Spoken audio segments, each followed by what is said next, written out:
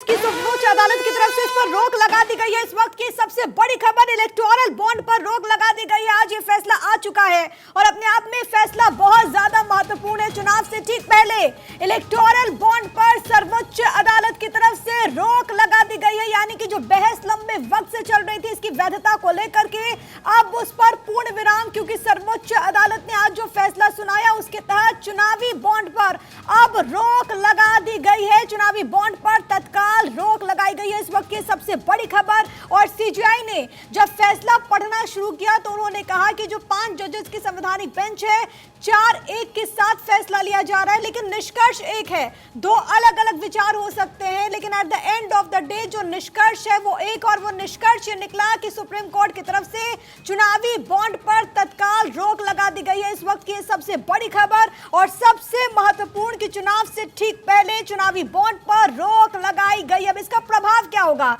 किस तरीके से आगे बढ़ा जाएगा, वो देखना बहुत ज्यादा महत्वपूर्ण होगा। लेकिन फिलहाल के लिए सबसे बड़ी खबर, और अपने आप में यह फैसला बहुत ज्यादा महत्वपूर्ण हो जाता है। इसकी वैधता को चुनौती देने वाली याचिकाओं पर सर्वोच्च अदालत की तरफ से आज अपना फैसला सुना दिया गया है और इसी के तहत चुनावी बॉन्ड पर अब तत्काल स्टे, तत्काल रोक लगा दी गई है।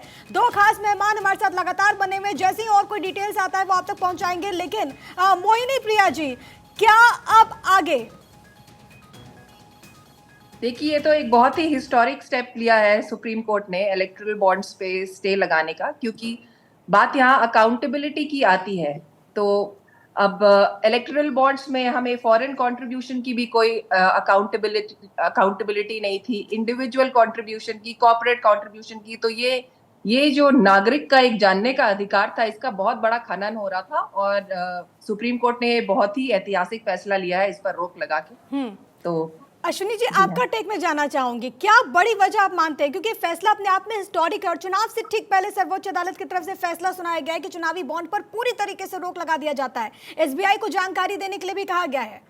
जी बिल्कुल, देखिए हमने शुरू में ही कहा था कि क्या इलेक्टोरल बॉन्ड स्कीम वायलेटिव है आर्टिकल 19(1)(a) का, माने जो 19(1)(a) जो जनता को अधिकार देता है उसका वायलेशन है। तो सुप्रीम कोर्ट ने कहा कि इलेक्टोरल बॉन्ड स्कीम जो है वो वायलेटिव है भारत के संविधान के अनुच्छेद 19(1)(a) का, इसलिए असंवैधानिक है, यानी अनकॉन्स्टिट्यूशनल।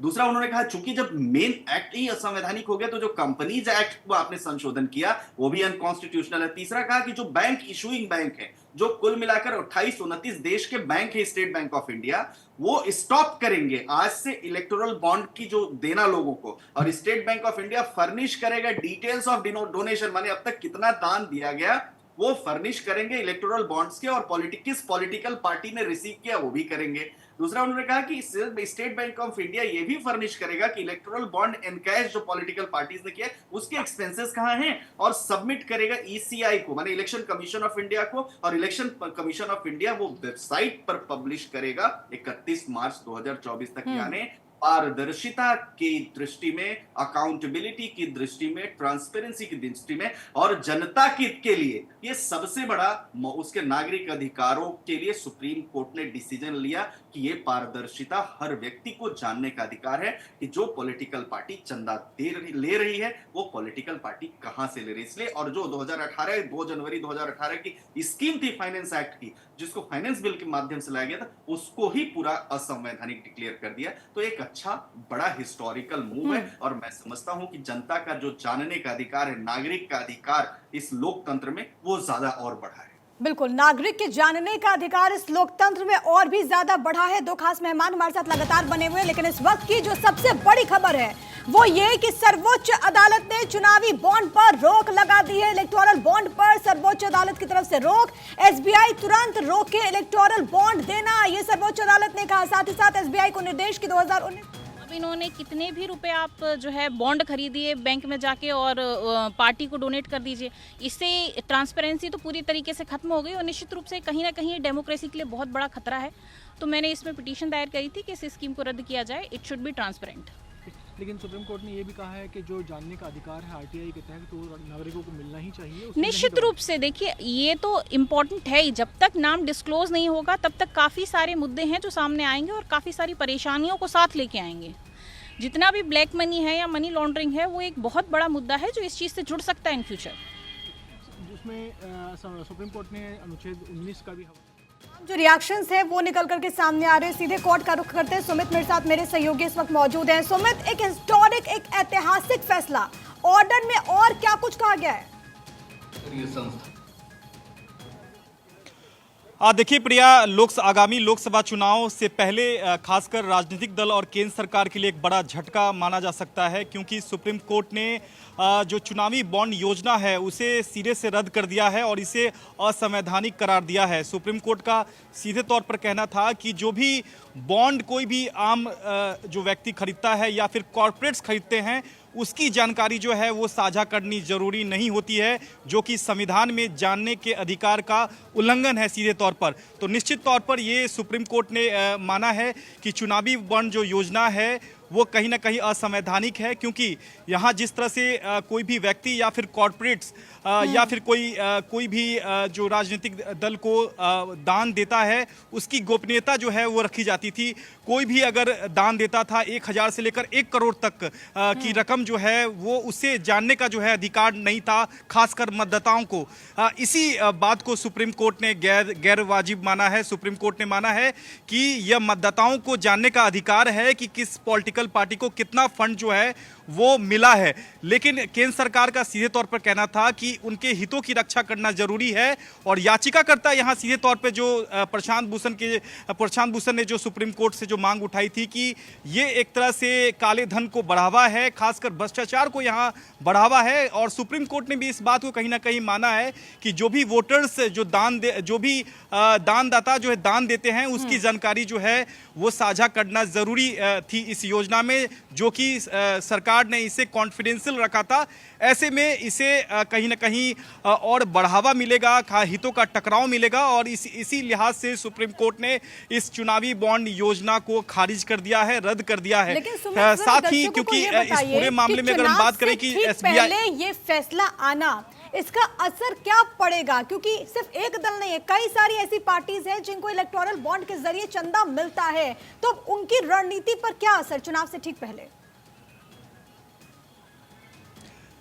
देखिए, चुनावी बॉन्ड योजना एक तरह से आज के दिन में खत्म हो चुकी है। सुप्रीम कोर्ट ने चुनावी बॉन्ड योजना को रद्द करने का आदेश दिया है। और अगर पूरे देश की बात की जाए तो एसबीआई बैंक को ये अधिकार था कि वो चुनावी बॉन्ड जो है वो जारी करे, और जो चुनावी बॉन्ड जो भी व्यक्ति खरीदता है या कॉर्पोरेट्स खरीदते हैं उसका जो लाभ है वो बॉन्ड के जरिए किसी भी पॉलिटिकल पार्टी के अकाउंट में वो पैसा कन्वर्ट होता था। सुप्रीम कोर्ट ने एसबीआई को निर्देश दिया है कि चुनावी बॉन्ड योजना जो है वो तुरंत बंद किया जाए, और जो भी बॉन्ड रिलीज होता है एसबीआई की ओर से और जो भी बैंक बॉन्ड क्रेडिट होता है अकाउंट में उसे भी बंद करने का आदेश दिया है। इसके साथ ही सुप्रीम कोर्ट ने तमाम जो जानकारी है वो चुनाव आयोग से साझा करने का निर्देश खासकर एसबीआई बैंक को दिया है। तो निश्चित तौर पर एक बड़ा झटका केंद्र सरकार के साथ साथ उन तमाम पॉलिटिकल पार्टीज के लिए जरूर कहा जा सकता है चुनाव के पहले, क्योंकि लोकसभा चुनाव आने वाले हैं और चुनावी बॉन्ड जो है वो तमाम व्यक्ति खरीदते हैं, वो चाहे कॉर्पोरेट्स हो,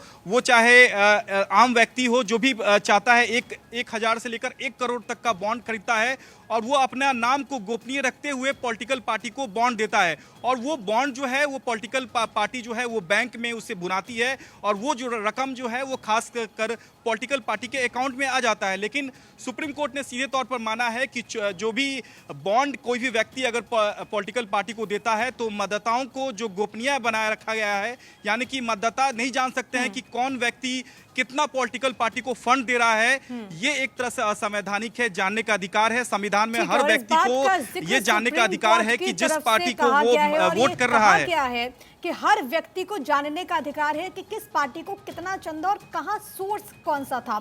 मैं लौट रही हूं सुमित आपके पास, लेकिन पॉलिटिकल एडिटर अदिति नागर इस वक्त हमारे साथ जुड़ गई हैं। अदिति, एक बहुत महत्वपूर्ण फैसला, क्योंकि एक लंबी बहस इसको लेकर के चली, लेकिन आज सुप्रीम कोर्ट ने क्लियर कर दिया कि अब चुनावी बॉन्ड पर पूरी तरीके से रोक लगाई जाती है चुनाव से ठीक पहले। आप इसे कैसे देख रहे हैं? राइट टू इंफॉर्मेशन एक्ट को वायलेट करने की ये बात कही गई है। आप देखिए, चुनाव बॉन्ड पर सुप्रीम कोर्ट ने रोक लगा दी है। लोकसभा इलेक्शन से पहले केंद्र सरकार का को बड़ा, जिसको देख सकते हैं कि बड़ा झटका है। और इसके अलावा चुनावी बॉन्ड पर सुप्रीम कोर्ट की 5 जजों की बेंच ने एक बड़ा फैसला सुनाया। अदालत ने चुनावी जो बॉन्ड है खरीदने वाले लोगों का नाम उजागर करने के आदेश दिए हैं।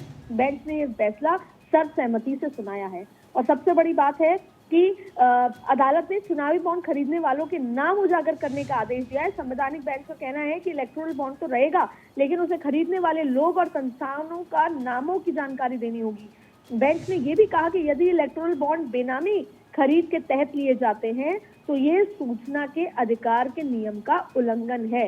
ऐसे में चीफ जस्टिस डी.वाई. चंद्रचूड़ की अगुवाई वाली बेंच ने कहा कि जनता को यह जानने का हक है कि आखिर राजनीतिक दलों के पैसे कहां से आते हैं और कहां जाते हैं। बेंच ने कहा कि सरकार को चुनावी प्रक्रिया में काला धन रोकने के लिए कुछ और तरीकों पर भी विचार करना चाहिए। कि बड़ा ऐलान, और इस तरह अदालत ने साफ किया कि इलेक्टोरल बॉन्ड। अदिति, एक मिनट आपको रोक रही हूँ। सुमित कुछ कह रहे हैं, सुमित के पास जानकारी है। सुमित, कांग्रेस नेता जया ठाकुर हमारे साथ मौजूद हैं, जो कि इस पूरे मामले में याचिकाकर्ता थी। उनसे जान लेते हैं, क्योंकि लोकसभा चुनाव के पहले खुद इन्हें कांग्रेस से बाकायदा सांसद की जो सीट है वो मिलने जा रही है। वरुण, उनसे हम बात कर लेंगे। मैम, ये जानना चाहेंगे कि चुनाव जो है आने वाला है, लोकसभा चुनाव के पहले, ये कितना बड़ा झटका, खासकर राजनीतिक पार्टी और केंद्र सरकार के लिए? देखिए, ये एक बहुत बड़ा मुद्दा था और कोर्ट ने इस मुद्दे की गंभीरता को समझते हुए हमारे फेवर में फैसला दिया है। जो आज ये स्कीम रद्द हुई है, मुझे लगता है ये सभी के लिए एक जीत का विषय है और ये डेमोक्रेसी को बचाने के लिए एक बहुत बड़ा कदम है। चुनाव से ठीक पहले ये जो सुप्रीम कोर्ट का फैसला है, इसका क्या प्रभाव पड़ेगा खासकर आने वाले चुनाव पर? निश्चित रूप से एक बड़ा इम्पैक्ट डालेगा। जहां जिस तरीके से फंडिंग हो रही थी सत्ताधारी पार्टी को, वो कहीं ना कहीं निराशाजनक थी आम लोगों के लिए, और कहीं ना कहीं ब्लैक मनी को बढ़ावा दे रहा था। तो निश्चित रूप से अब अगर चीजें ट्रांसपेरेंसी मेंटेन होगी तो लोगों सभी के लिए ये फायदा करेगा। देखिए प्रिया, जया ठाकुर के वकील भी है वरुण ठाकुर, उनसे समझ लेते हैं कानूनी बिंदु पर। चुनाव आने वाला है, उससे पहले सुप्रीम कोर्ट का ये फैसला, सुप्रीम कोर्ट ने एसबीआई को ये डायरेक्शन दिया है कि सभी चुनावी बॉन्ड को रोक दिया जाए। कितना बड़ा इम्पैक्ट होगा आने वाले दिनों में? सबसे पहले तो मैं इस जजमेंट की बधाई देना चाहता हूं आम आदमी के लिए, क्योंकि ये जो जजमेंट है आम आदमी के अधिकारों को प्रोटेक्ट करने वाला जजमेंट है। जो राइट टू नो का जो अधिकार था उसको सुप्रीम कोर्ट ने प्रोटेक्ट किया है कि वोटर्स और पब्लिक को जानकारी होनी चाहिए कि जो फंडिंग हो रही है वो किस कॉरपोरेट से हो रही है, उसके एवज में क्या गवर्नमेंट करती, तो वो सारा का सारा नेक्सस ओपन होना चाहिए। ये जो इलेक्ट्रल बॉन्ड स्कीम के माध्यम से जिसे कंप्लीटली वो रखा हुआ था। कोर्ट ने ये भी कहा है कि संविधान में जानने का अधिकार हर किसी को है, खासकर मतदाताओं को। वो चुनावी बॉन्ड में कहीं ना कहीं वो एक तरह से रोधक बनता है, ये कोर्ट ने कहा है। इस अधिकार के तहत ही वो तीनों अमेंडमेंट जो किए गए थे, फाइनेंस एक्ट में, पीपल ऑफ रिप्रेजेंटेशन एक्ट में और कंपनी एक्ट में, ये तीनों के तीनों अमेंडमेंट को सेटिसाइड किया है और उन्होंने कहा है कि ये तीनों के तीनों अमेंडमेंट अनकॉन्स्टिट्यूशनल है। साथ ही एसबीआई को भी डायरेक्शन दिया है कि वो पूरी की पूरी इंफॉर्मेशन आप इलेक्शन कमीशन के पास में सबमिट करेंगे और इलेक्शन कमीशन इसे विद इन 1 वीक आप डिस्क्लोज करेगी। तो कहीं ना कहीं इलेक्शन के पहले जो 2024 के इलेक्शन के पहले जो जजमेंट आया है, एक हिस्टोरिकल स्टेप लिया है। लेकिन सवाल यहाँ भी उठता है, क्योंकि आप खुद कांग्रेस नेता हैं मैम, पॉलिटिकल पार्टी के लिए भी झटका है, तो ये कांग्रेस के लिए झटका नहीं है? जी, मुझे नहीं लगता कांग्रेस के लिए झटका है, क्योंकि कांग्रेस अभी पावर में नहीं है और निश्चित रूप से बीजेपी इस कानून को लेके आई थी, अपने फेवर में लेके आई थी और उन्हीं को इसका फायदा हो रहा था। क्यों इलेक्टोरल बॉन्ड तो 1% कोई भी अगर चुनाव पार्टी है, पॉलिटिकल पार्टी है, अगर 1% वोट मिलता है तो उसे बॉन्ड खरीदने का अधिकार है, खासकर उसके बॉन्ड मिलने का भी अधिकार है। तो कहीं ना कहीं कांग्रेस भी तो इससे इफेक्ट हो रही है। देखिए, डेमोक्रेसी, ये बात है डेमोक्रेसी की, ये बात पार्टियों की है ही नहीं, ना पार्टी कांग्रेस की है ना बीजेपी की है, ये लोगों की बात है। इसमें जरूरी है कि इस पार्टी वाइज से ऊपर उठ के लोगों को आना चाहिए। और मैं तो ये कहूंगा कि बीजेपी के लोगों को भी, क्योंकि अल्टीमेटली इस तरीके की फंडिंग होगी और ये कहीं ना कहीं उन लोगों जो फंड करेंगे उन लोगों के फेवर में पॉलिसियां बनेगी, तो ये आम लोगों के राइट कर्टल होंगे, चाहे वो कोई भी पार्टी इनकी बेनिफिशियरी है, पर आम लोगों के लिए इसका खासकर आपकी ओर से एक और याचिकाकर्ता थे प्रशांत भूषण, उनका कहना था कि भ्रष्टाचार को बढ़ावा देता है। इस पर सुप्रीम कोर्ट ने क्या कहा? बिल्कुल ये कहा कि ये इस तरीके की जो फंडिंग होती है भ्रष्टाचार को बढ़ावा दे रही है और भ्रष्टाचार के जो हो रहा है उसको प्रोटेक्शन दे रही है। सरकार की तमाम दलीलों को कहीं ना कहीं सुप्रीम कोर्ट ने अब ठुकरा दिया है। सरकार का क्या कहना था इस पूरे मसले में? सुप्रीम कोर्ट में जब हेयरिंग चल रही थी तो अटॉर्नी जनरल ने कहा था कि ये राइट टू नो का अधिकार ही नहीं है जनता का, तो इसका बड़ा क्रिटिसिज्म हुआ था, उसके बाद में स्पष्टीकरण भी दिया, पर आज वो बात साबित हो गई कि नहीं, जनता का पूरा अधिकार है जानने का। मेन वजह क्या मानते हैं इस योजना को खारिज करने की? मेन वजह क्या है कि क्या वोटर को यह अधिकार नहीं था कि वो चुनावी बॉन्ड के तहत जो खरीदते हैं उनको जानने का अधिकार नहीं था? क्या यही वजह थी बॉन्ड योजना को रद्द करने की? ये एक तरीके का करप्शन था। जिस तरीके से इलेक्ट्रल बॉन्ड के माध्यम से पैसे दे दो और उसके एवज में पॉलिसी अपने हिसाब से। आखिरी सवाल आपसे जानना चाहेंगे कि इस फैसले के बाद से क्या प्रभाव पड़ेगा आने वाले चुनाव में? ये तो अब ये डॉक्टर मैम बताएं, आप याचिकाकर्ता हैं, क्या जी। इफेक्ट पड़ेगा इसका? जी, निश्चित रूप से ये एक बड़ा इम्पैक्ट डालेगा और मुझे लगता है कि अब जो इलेक्शंस होंगे उसमें ट्रांसपेरेंसी मेंटेन होगी। अगर फंडिंग एक बहुत बड़ा मुद्दा होता है, क्योंकि now days funding is very important part, तो मुझे लगता है एक लिमिट में पैसा खर्च होगा और जितना भी पैसा खर्च होगा वो उसका सोर्स ऑफ इनकम क्या है वो भी पता चलेगा, तो एक अच्छा है। लेकिन अब जब चुनाव बॉन्ड नहीं है तो अब कैसे फंडिंग होगी पॉलिटिकल पार्टीज की? वो तो अभी देखते हैं फ्यूचर में, लेट्स सी। तो लेट्स सी। याचिकाकर्ता को सुना प्रिया आपने, ये जया ठाकुर हैं, मध्य प्रदेश की महिला कांग्रेस की नेता हैं, जिन्होंने याचिका दायर की थी और इस याचिका को सुप्रीम कोर्ट ने मंजूर करते हुए ये ऐतिहासिक फैसला दिया है और कोर्ट ने माना है कि जो वोटर्स को अधिकार ये नहीं था। याचिकाकर्ता जया ठाकुर ने कहा है कि अब इससे ट्रांसपेरेंसी आएगी और इसका बड़ा इंपैक्ट देखने को मिलेगा। सुमित, बहुत धन्यवाद आपका। लेकिन इस वक्त की जो सबसे बड़ी खबर है और ये ऐतिहासिक फैसला है वो सर्वोच्च अदालत से यही कि चुनाव से ठीक पहले सुप्रीम कोर्ट ने चुनावी बॉन्ड पर पूरी तरीके से रोक लगा दी और साथ ही साथ एसबीआई को यह कहा है कि 2019 से अभी तक जितने भी बॉन्ड की खरीदारी हुई है उसके बारे में डिटेल्स और विवरण इलेक्शन कमीशन को देना होगा।